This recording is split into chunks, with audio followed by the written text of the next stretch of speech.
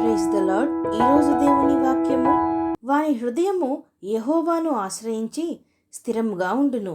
కీర్తనల గ్రంథము 112వ అధ్యాయము 7వ వచనము.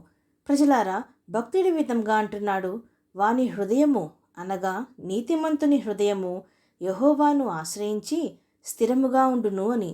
ప్రజలారా, మనము దేవుని కృప వలన కేవలము విశ్వాసం ద్వారా మాత్రమే, అనగా మన క్రియల ద్వారా కాక ప్రభువునందలి విశ్వాసం వలన మాత్రమే నీతిమంతులుగా తీర్చబడితిమి.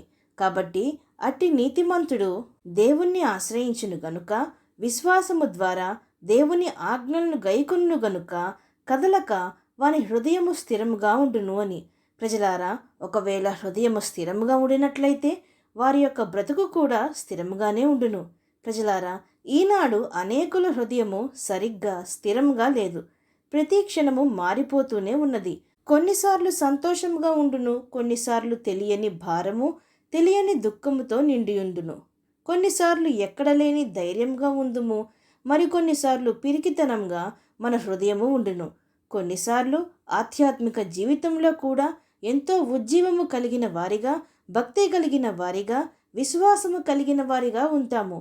మరికొన్నిసార్లు ఎండిన హృదయము కలిగిన వారిగా, అవిశ్వాసులుగా, పూర్ణ హృదయంతో కాదు కదా, అసలు హృదయానుసారంగానే దేవుణ్ణి ఆరాధించక, ప్రార్థించక, వెంబడించక, పై భక్తి, కేవలము మాటల భక్తిని కలిగి ఉంటాము. మనకన్నీ ఉన్నప్పుడు, అన్నీ సాఫీగా సాగుతున్నప్పుడు హృదయంలో ఆనందించడము, సంతోషించడము, చిన్న శోధన లేక కొరత రాగానే కలవరపడిపోవడము చేస్తూ ఉంటాం.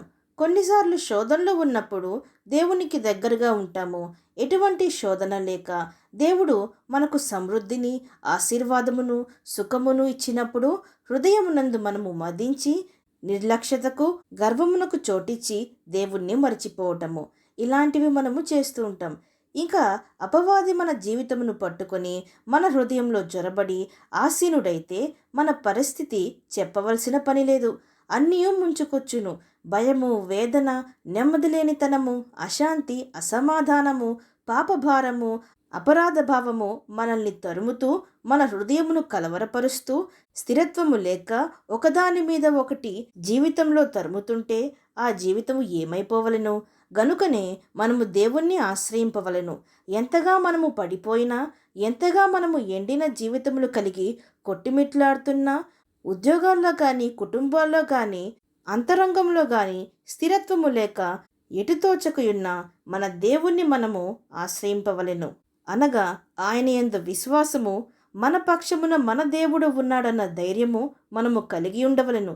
మనకు ఆయన తప్ప ఈ లోకంలో దిక్కెవరు?